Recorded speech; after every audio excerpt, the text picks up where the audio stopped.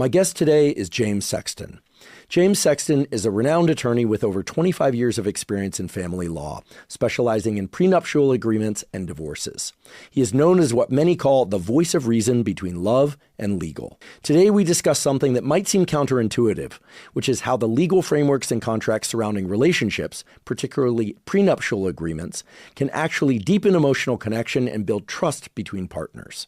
As James points out, intimacy and trust are fundamentally about the ability to be your true self with your partner and them with you.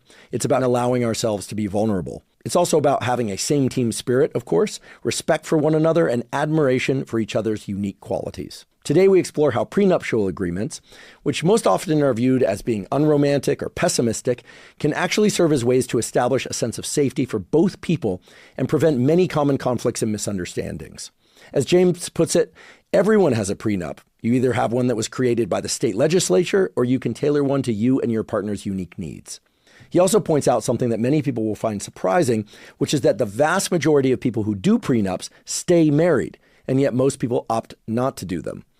We also discuss love itself and the key questions that we all need to ask to find the right partner, and if you have one, to build the strongest possible bonds with them. The information in today's episode is going to be extremely important for anyone looking for or currently in a relationship. Whether you're single, dating, engaged, or married, understanding how the legal and emotional frameworks that support lasting relationships intersect can help you navigate one of life's most rewarding but challenging journeys with much greater awareness and intention and probability of success. Before we begin, I'd like to emphasize that this podcast is separate from my teaching and research roles at Stanford. It is, however, part of my desire and effort to bring zero-cost-to-consumer information about science and science-related tools to the general public. In keeping with that theme, this episode does include sponsors. And now for my discussion with James Sexton. Jim Sexton, welcome. Thank you. It's good to be here. Been wanting to do this for a while. I know. It's a long time in the making. Yeah. I think if two guys sit down, one of them a lawyer who's known as a divorce lawyer, and they're talking about divorce and love and money and contracts and the ending of things, I think there's a understandable default mindset where the female half of our audience are probably going to think like, here are a couple guys talking about relationships and divorce through the lens of their Y chromosomes, which of course it's impossible to avoid completely because I haven't done the karyotyping, but you have a Y chromosome and I do as well. I would like to know, in your experience working with male clients and female clients, is there something unique to the female experience of divorce or the female experience of realizing, wow, this contract that I thought was for life may not, or is it not for life, that sort of drives a kind of female-specific set of psychological responses? Here, I'm basically asking for a generalization. Yeah. And I want to be clear, I'm not asking this for politically correct reasons. I'm asking this because, like I said, two guys sitting down to talk about relationships, love, and divorce. It's kind of where the mind goes. Yeah. And I mean, before I would get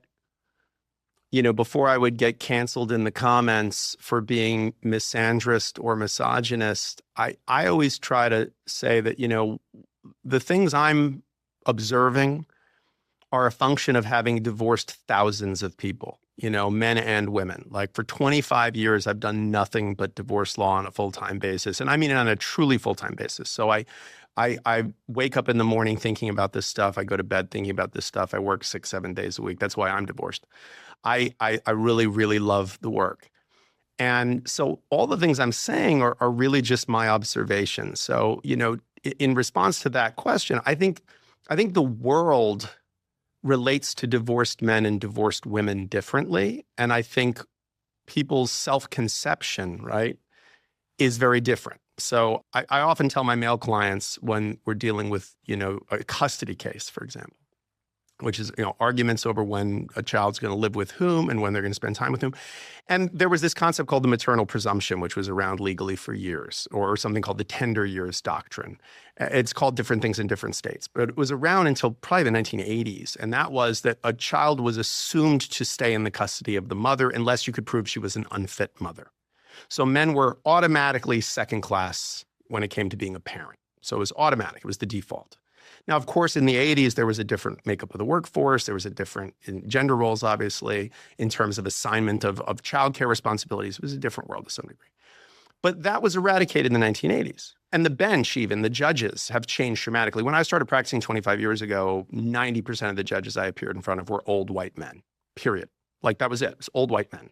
And so I got in the habit of like have a short haircut, hide the tattoos, like look like you're coming out of the set of Inherit the Wind, like look like you are what, because you got a conservative old man as your judge.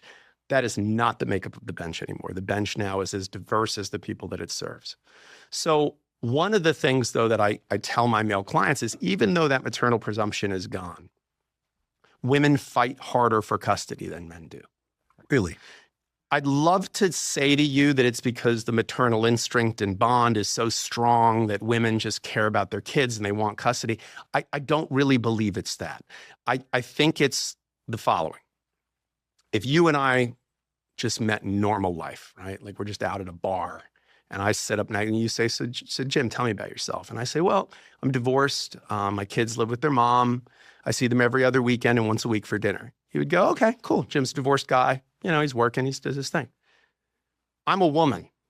And I say, I have 2 kids. They live with their father.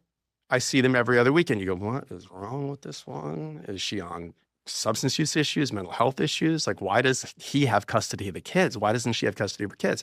So there is an element of how motherhood is perceived as an identity, even for a working woman, that it's like if you don't have your kids on a full-time or close to full-time basis, there's this perception. So that changes the way that women are in custody litigation. That's a huge piece of it. On the other side of things, the gender stuff in divorce and in breakups is really interesting and complicated in the sense that, for example, if a man cheats on his wife, he's a piece of shit, can't keep it in his pants, he's a child, why couldn't he be honest?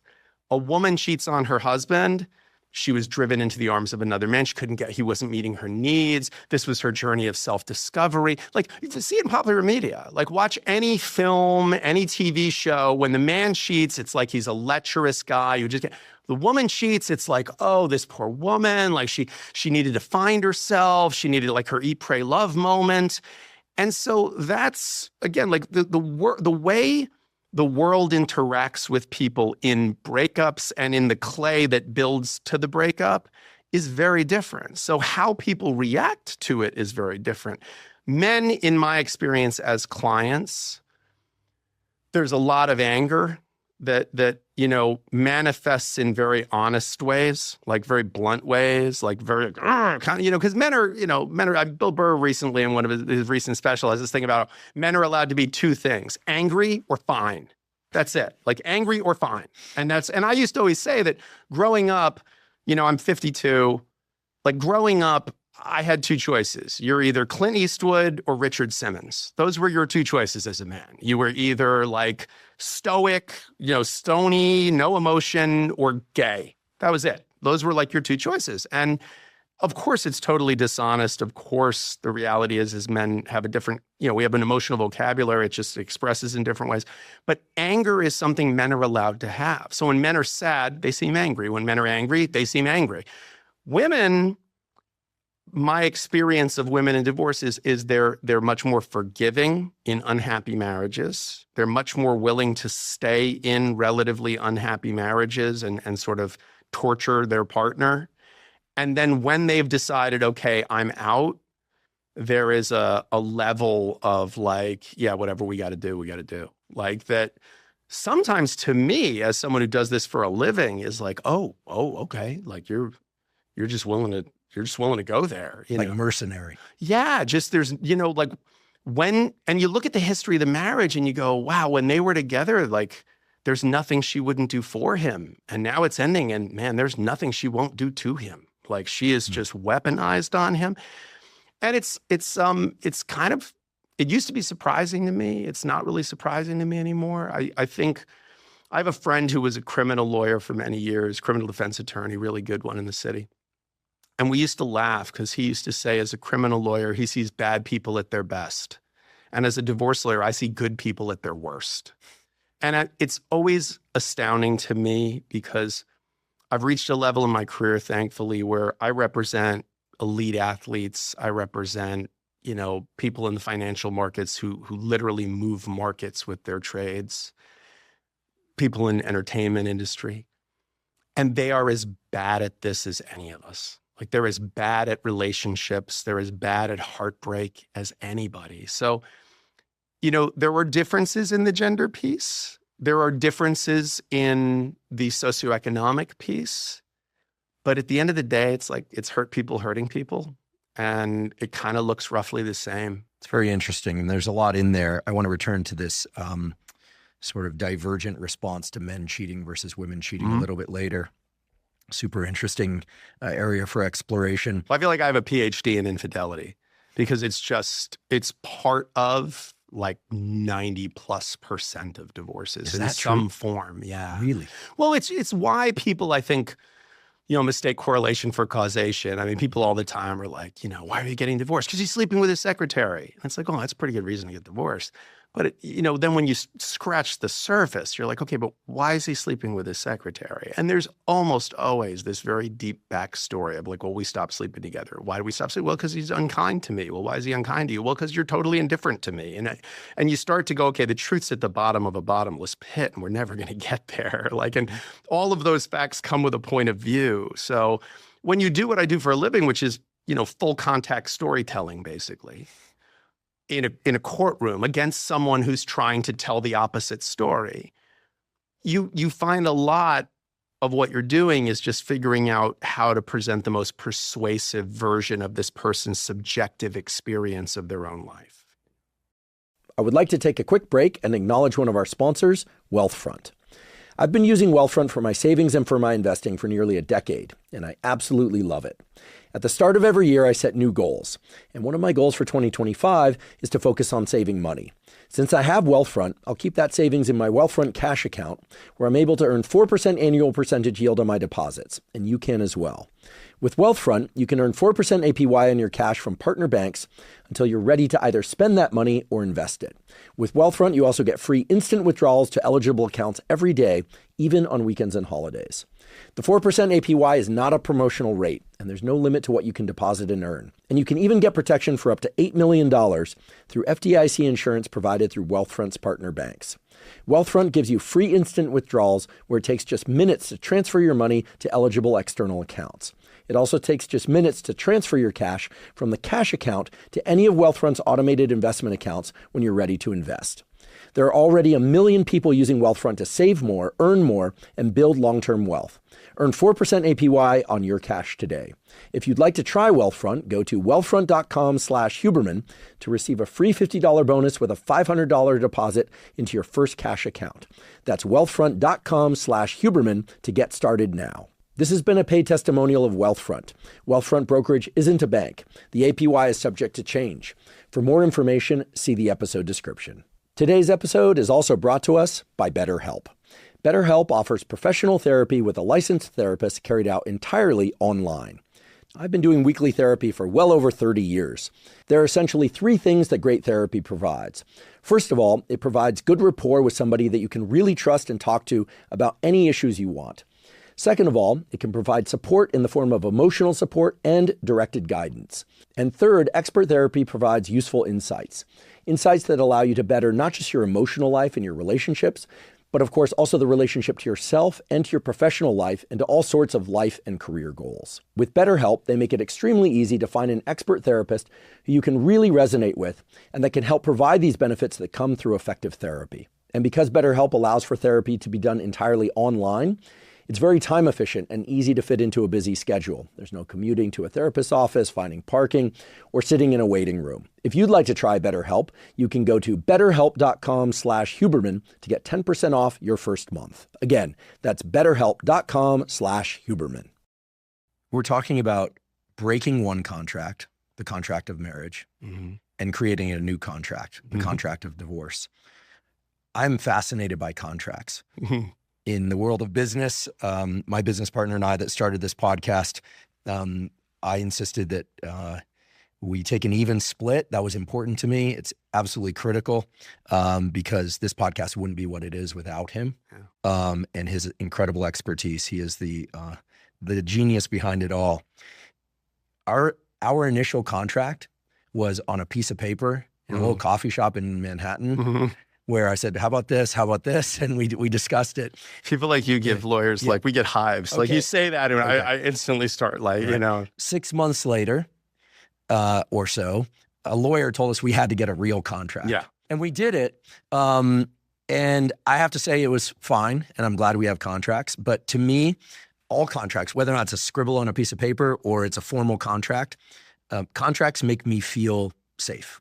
They make me feel good. I like rules and guidelines. Sure. I like knowing what's going to happen if. For a scientist, this doesn't really exist. You like to think you can control outcomes, but you can't, and you acknowledge that, and you go into the unknown. Yeah. So contracts are very reassuring to me. Yeah. I want to talk about the contract of marriage first. Yeah.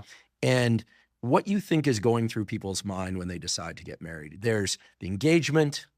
There's a lot of love. Hopefully, there's a lot of love. Hopefully, there's a lot of dopamine. That's a wonderful thing. Presumably, there's a lot of pheromones. There's a lot of emotional and biological stuff happening. Sure. There's the recognition from others. There's the party. There's the bachelor party, the bachelorette party, the shower, the wedding. Yeah. I mean, there's so many things reinforcing this bond. And every one of the things you just named are awesome. They're great. Yeah. Like those are all positive things. Like from the cake to the bachelor party, bachelorette party, to the dress, to the way we're going to have photos taken to commemorate the moment and sort of have this snapshot in time of who we were and who our families were. Like all of that, how could you not cheer for that?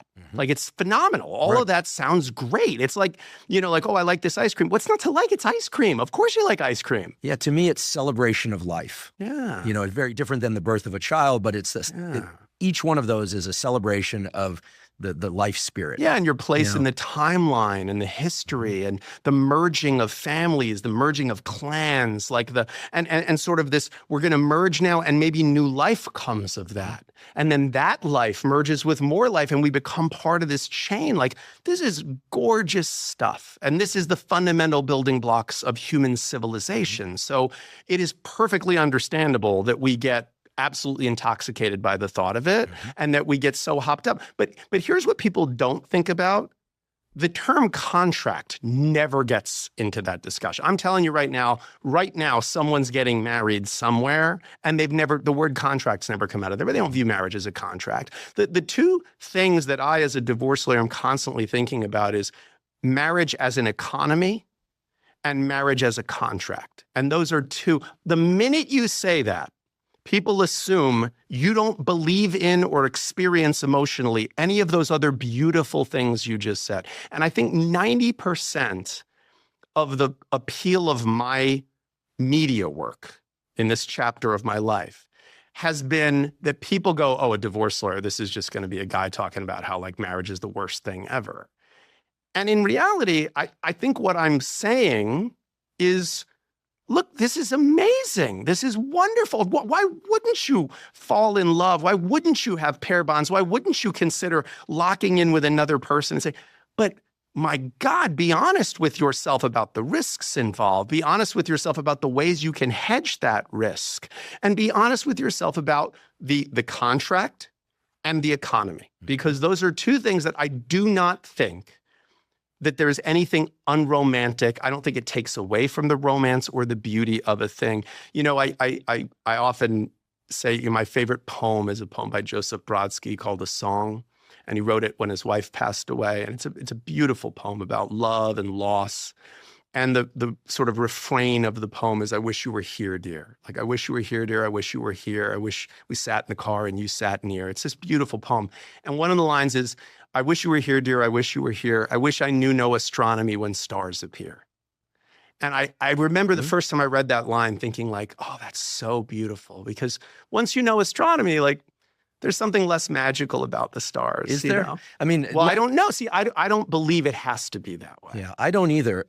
The great Richard Feynman, Nobel Prize winning physicist of surely you're joking, Mr. Feynman fame, said that understanding things at a reductionist level added to his a sense of beauty with the physical world. And I think it can. I mean, that's my sense of biology and physiology and what I know of psychology. Understanding the deeper layers adds to my sense of wonder. But I acknowledge and agree with you completely that for most people, when we think about all those things around marriage, the engagement, the wedding, the party, they all imply a ton of trust.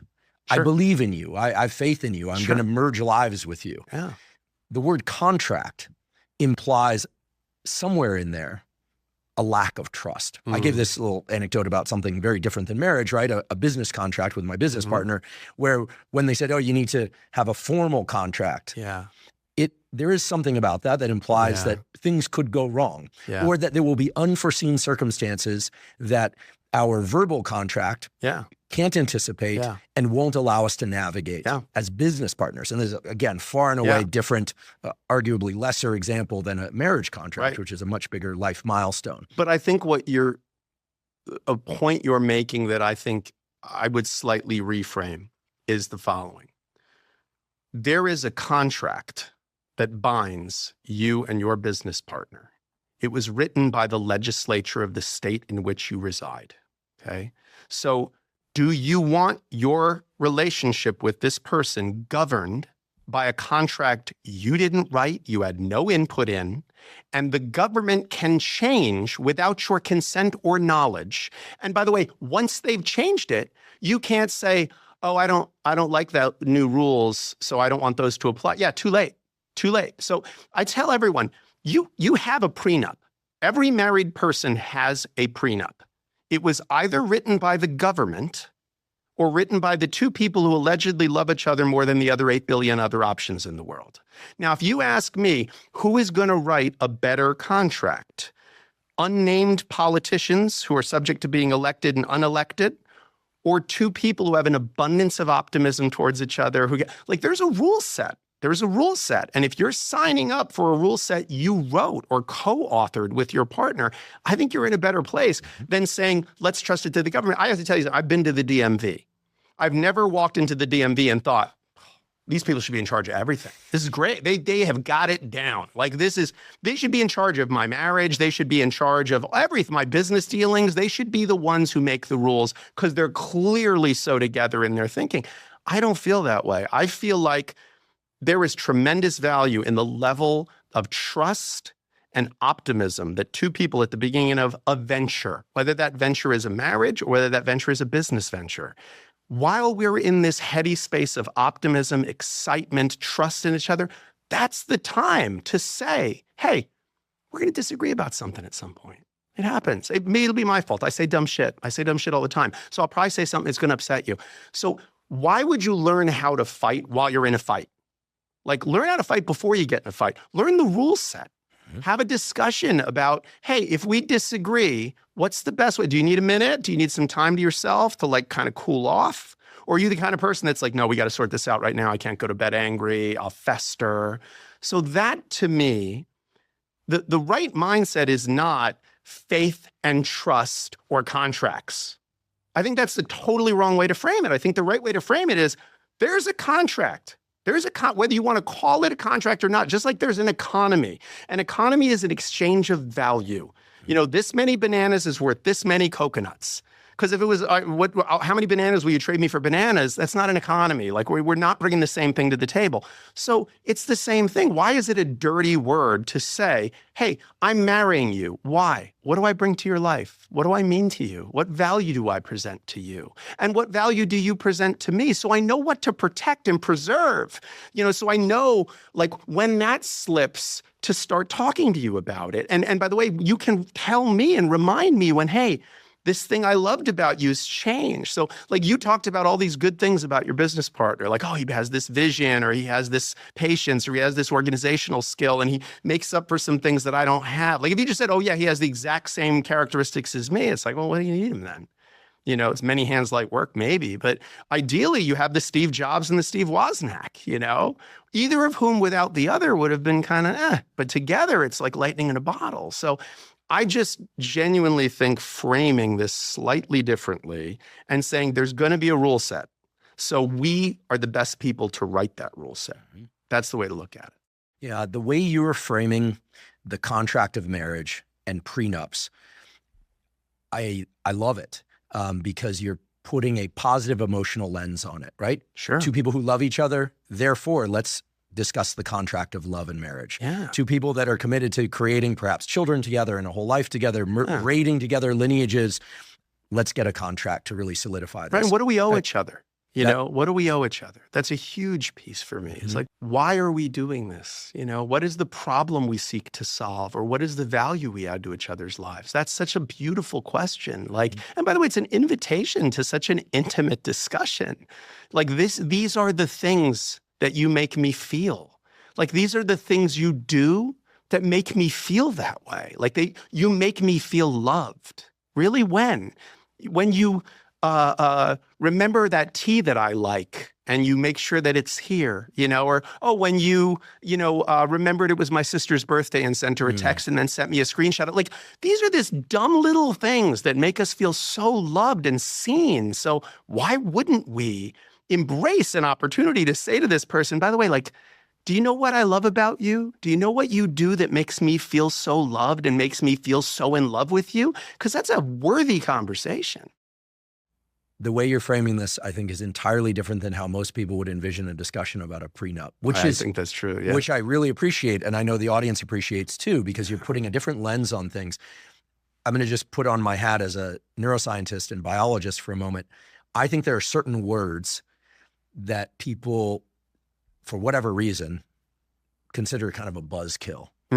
We're talking about pheromones and love and children and romance and sex and vacations and honeymoons and parties. And then someone says contract. Yeah. And somebody says, finances, which, maybe that turns certain people on. I guess people in the finance world probably turns them on.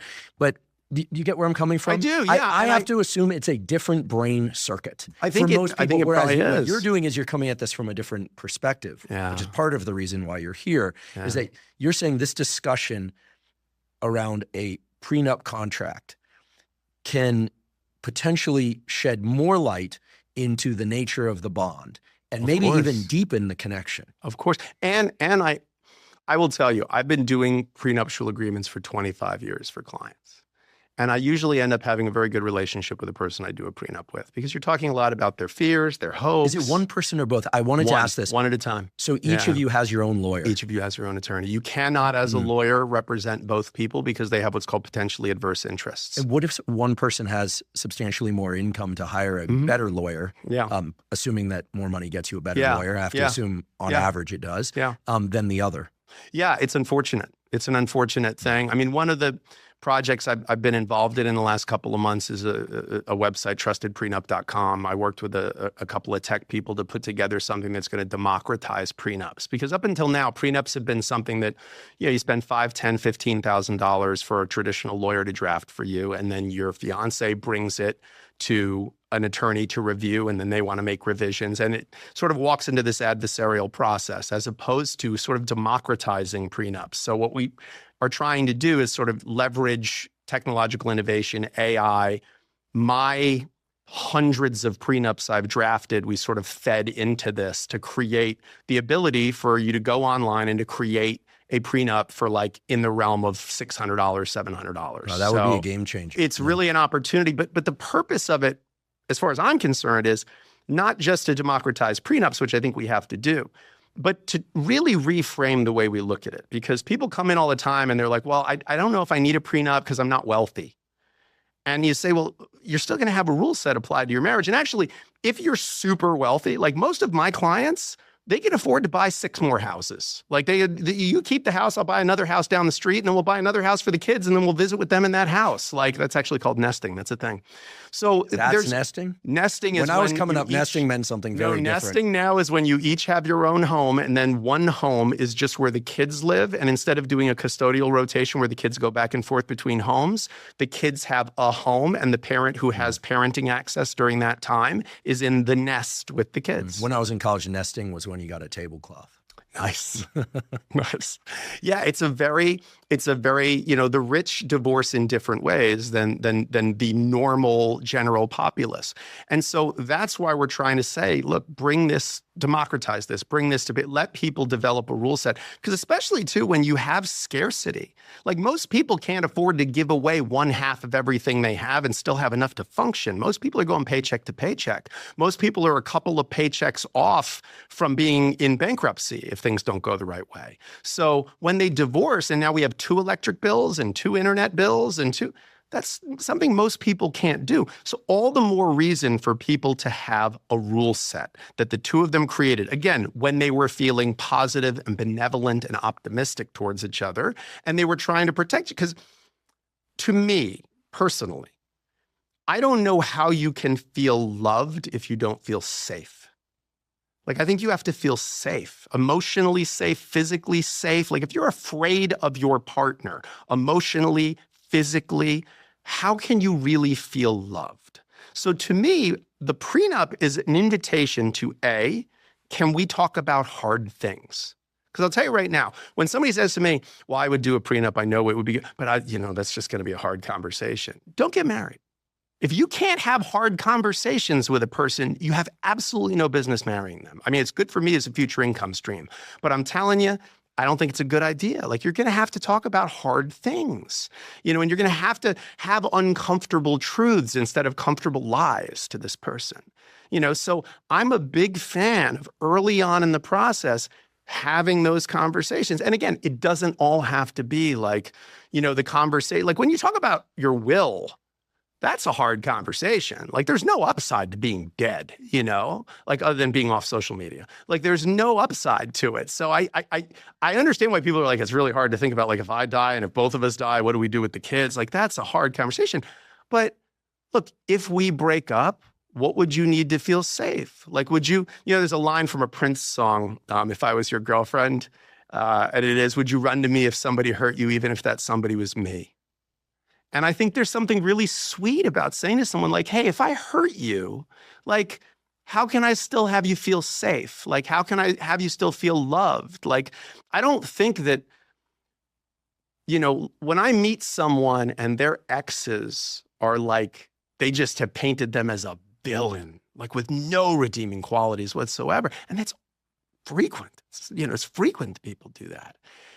And to me, that says a lot about like the core values of both of these people. I think there's real value in saying to someone early on, like, hey, if I hurt you, what are you going to need from me? Like, what do we need to be made whole? How can we both feel safe in this relationship? That's what those discussions are about. Like, throwing the words contracts, throwing the words economy in there, I understand. Like, I think you're totally right. There's something about those words, but I think reality can be beautiful. I don't think you have to CGI everything for it to be perfect. I think it's perfect. I think it's already perfect. There's something very perfect about how imperfect and flawed and frightened we are.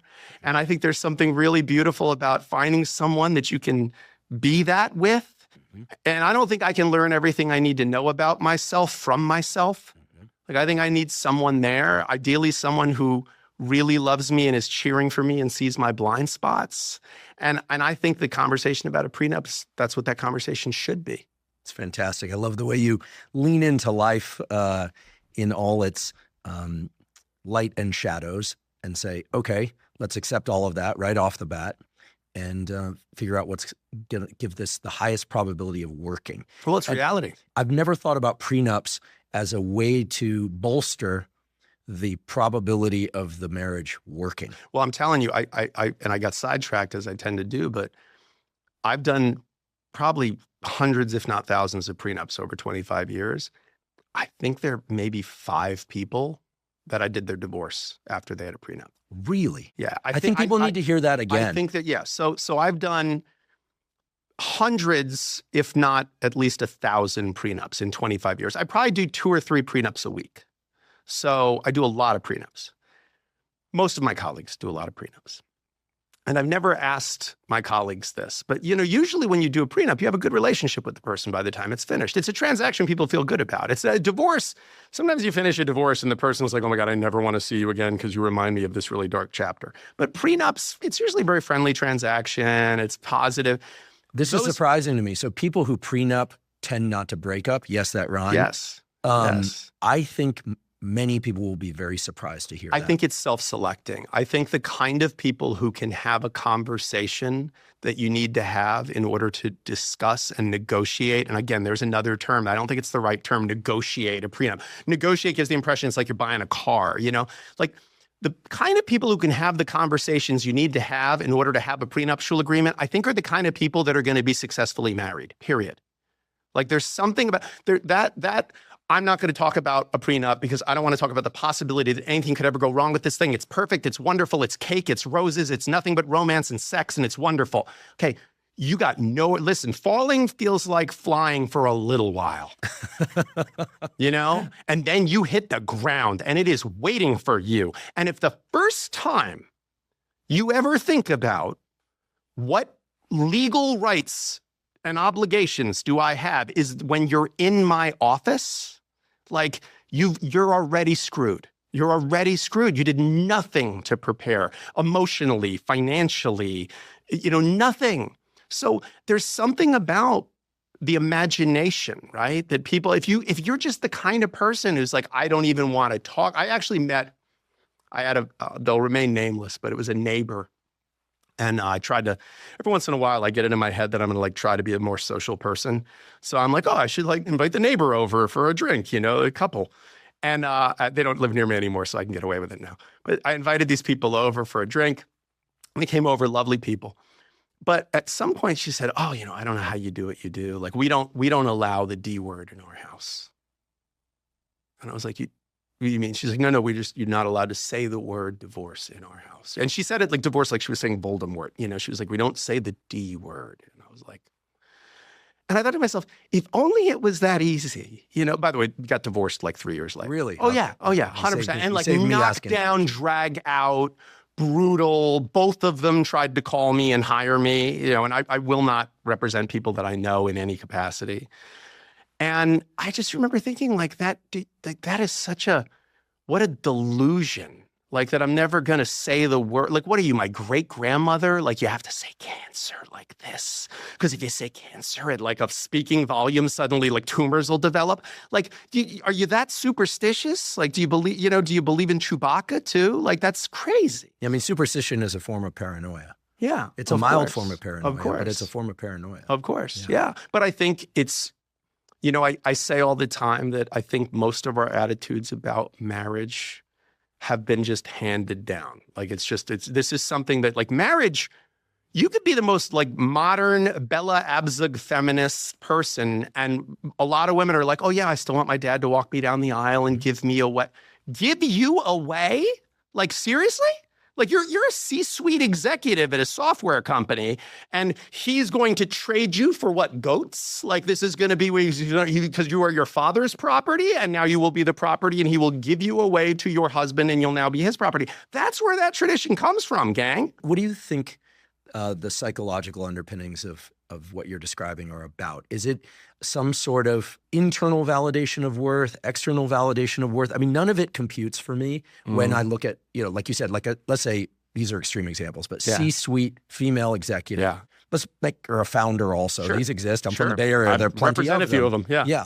And typically they will take their soon-to-be husband's last name. Mm-hmm. Interesting. Not always. 100%. That's far more common than men taking their wife's last name. Oh, yeah. Actually, I can't even think of a single instance. I've had a few that hyphenate. That's a new thing. Oh, evolutionary biologists do that. It used to be that all the evolutionary biologists Most give the kids the husband's name.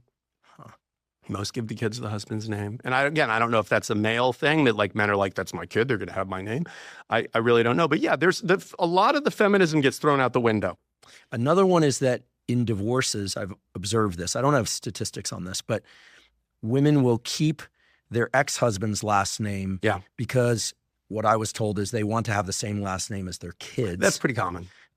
Which is understandable. Yeah. But of course, the kids could switch last names. It eliminates a certain level of confusion because at school, like to say, you know, like this is my name, the kid's name is different. So some of it's through the kids. So that piece I get, I absolutely get. But I also, and by the way, I have clients, because you don't have to change your name back, but you have the right to. Mm-hmm. And I have male clients who like want their name back. Like, I want her to no longer be allowed to use that name. And I have to explain to them, that's the kind of funny you can't force her to not have your name. He's like, well, that's my name. And I'm like, you understand, I can change as long as you're not doing it for the intent of defrauding creditors, I can change my name to Andrew Huberman tomorrow if I want to. Yeah. As long as I'm not doing it to defraud my creditors. You'd get a lot more problems than it's worth. It'd be delightful. I'd be Mrs. Huberman. That's very fun. It's very fun. Oh, my goodness.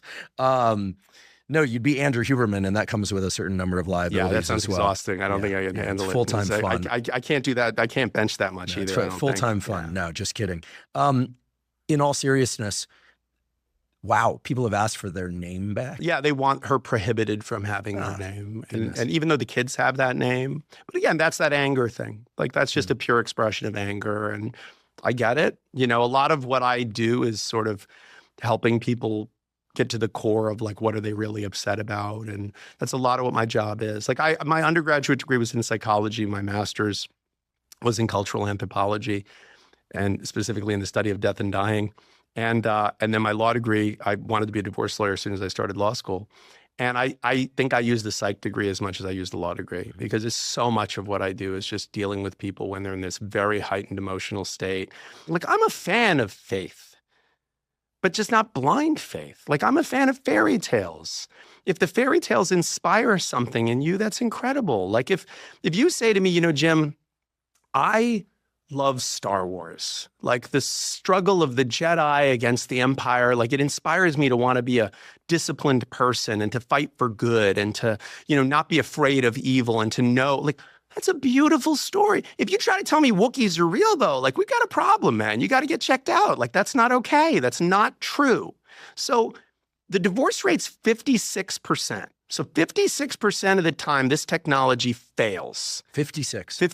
Yeah, it changes every year, but 56 is the divorce rate currently, okay? So 56% of marriages end in divorce. Now, is that true, in Europe as well? And South America as well, and Australia every as well? country, the statistics are different. The United States does not have, you can actually look this up online. There's there's like a running tally that's kept. But the highest divorce rates are in, I believe Italy is currently winning that race. Ireland was at the bottom because basically divorce was not possible in Ireland for an extended period of time. Countries that have a very strong underlying religious narrative, like Sharia law and things like that, obviously have a very low divorce rate, but it varies in terms of, but countries that are, I don't want to say, you know, like very modern, you know, where there's been a proliferation of social media, where there is a open information environment so people can compare themselves to other people constantly. Not North Korea.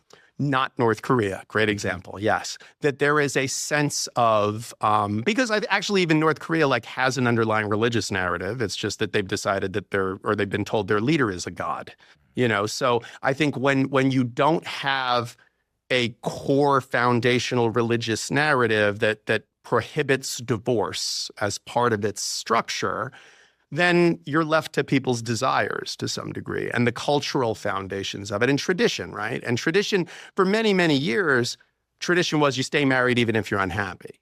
And then tradition in the 1970s and 1980s started turning into your happiness is more important than the institution of marriage. So if you're unhappy, you might need to leave your marriage and get divorced. And that's when the divorce rate started to spike, right?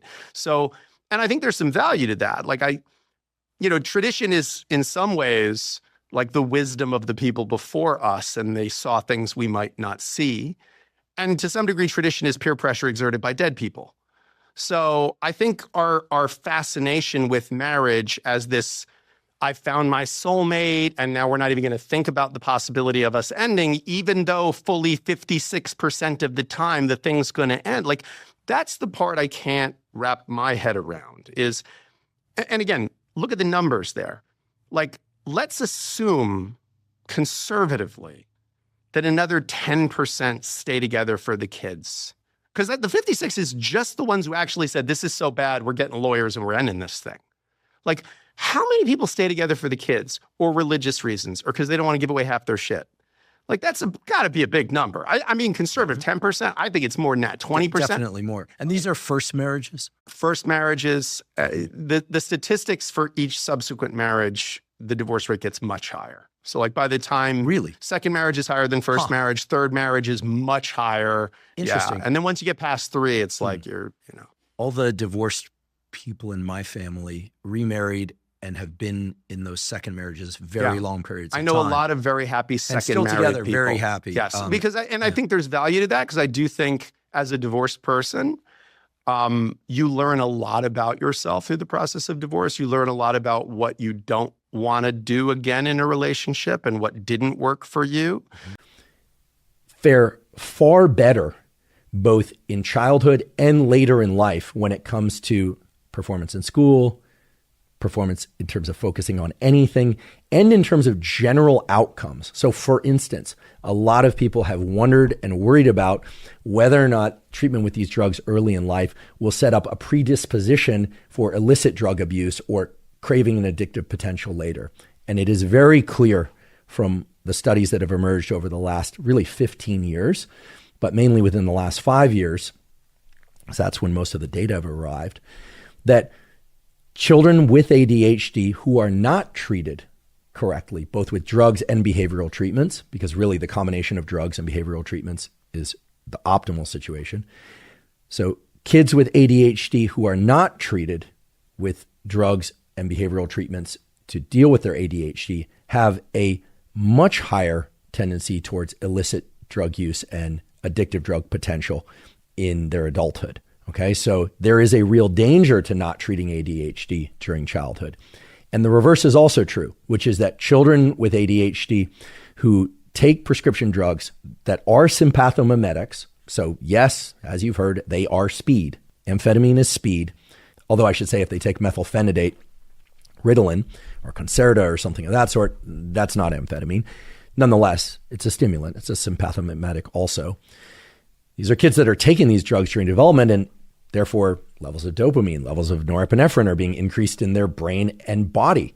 And you might say, well, wouldn't that lead to a craving for these things later in life? And that does not appear to be the case. In fact, there's some very nice neuroimaging studies, mainly positron emission tomography studies that I'll provide a link to in the show note captions that show that early treatment with these drugs actually leads to combinations of increased dopamine transmission in the forebrain later in life at a lower level, or a lower threshold, I should say, in a way that essentially says there's normalization of the circuits across time by the application of these drugs early in life. Again, in the case of children that have diagnosed ADHD, I in no way, shape, or form want to imply that all children should be treated with these drugs. That is quite clearly not going to be a good idea.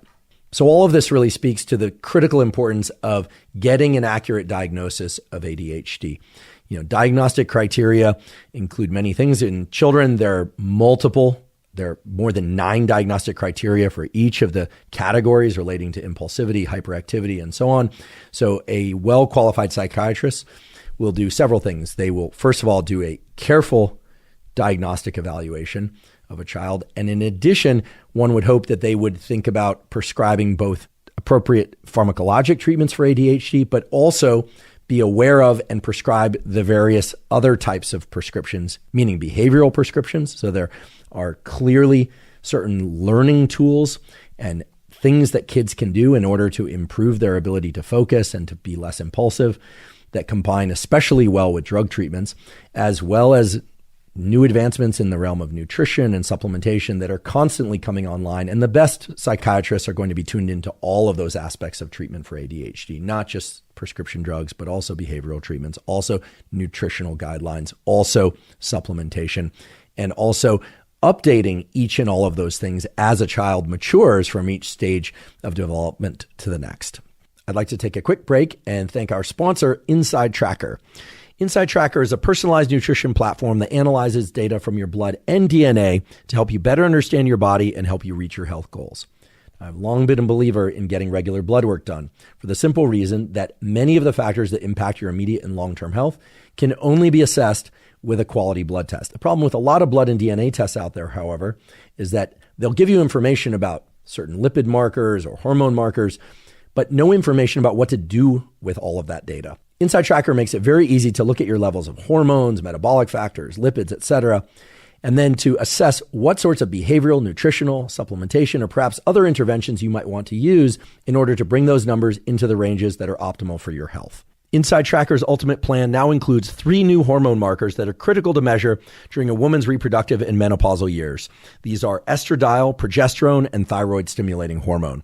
If you'd like to try Inside Tracker, you can go to insidetracker.com/Huberman to get 20% off any of Inside Tracker's plans. Again, that's insidetracker.com/Huberman to get 20% off. Now, the other common question is, if a child has been treated with these ADHD meds during development, do they need to continue on those drugs indefinitely? And the short answer to this is it depends. And that can be a somewhat frustrating answer, I realize. But the good news is it's something that can be assessed in a fairly straightforward way. Let's recall that the use of these drugs to treat ADHD is designed to accomplish 2 things. It's designed to improve the function of those neural circuits that allow a child to focus. And it's also designed to increase the strength of those circuits, to effectively teach the circuits how to learn what focus is. In other words, these drugs are designed in some cases to be used and then withdrawn later because the circuits that they helped build up are functioning well. In some cases, however, the circuits that underlie focus are not going to be able to function at the level required for normal, healthy life progression unless there's continued application of the drug. So how would this work in the real world context? Well, I think any child or adolescent or person younger than 25 that's taken these drugs has no doubt achieved some level of neuroplasticity of the neural circuits related to all the things we call focus. And I want to be very clear. There's no single brain area or set of brain circuits for what I'm referring to as focus. Because after all, focus involves task switching, focus involves all sorts of different cognitive operations depending on what we're focusing on. Right? Focusing on a sport is basically a practice of directing one's attention in different locations at different moments. Focusing on studying is an entirely different pattern of focus altogether. But the point being, if a person 25 years or younger takes a drug that increases dopamine and norepinephrine, and assuming that things are working, meaning the dose is right, they're achieving better ability to focus, etc., those circuits are going to get stronger. And it seems entirely reasonable. In fact, it was supported by the psychiatrist that I spoke to prior to this episode, that people who've been on ADHD meds for any point of time prior to 25 talk to their psychiatrist about what tapering off those drugs in order to examine whether or not they still need those drugs would look like. Now, I mentioned the word taper because there is a withdrawal potential of simply stopping these drugs very quickly because they do ramp up dopamine and norepinephrine. Even though they increase plasticity of the neural circuits for focus and mood and motivation, if one very abruptly ceases taking any of these drugs, it does not feel good. That drop in dopamine that one inevitably experiences is almost always associated with lethargy, with depressed mood, with feeling not good in a number of ways, and of course, challenges in focus. So anytime one is going to go off one of these drugs or sample what it is to even reduce dosage, that has to be done in close communication with a board-certified psychiatrist. At the same time, it was made very clear to me from ADHD expert psychiatrists that reductions in dosage over time often are optimal for a patient. Okay. And this gets to the whole issue of dosage generally. I spend a good amount of time talking to somebody who prescribes these drugs, both to children and adults, about dosage ranges. And I don't want to spend too much time on this from the perspective of how much one should take. In fact, I don't want anyone to think that what I'm about to say should dictate what they should take specifically, because that's something that really has to be worked out on an individual basis. But it is worth noting that if you look at the studies on Adderall and methylphenidate, what you'll see is a pretty broad range in those studies. And that's because some of the studies used people that were already taking these drugs and asked them to participate in neuroimaging studies. Other studies actually put people on these drugs for the very first time or adjusted their dosage.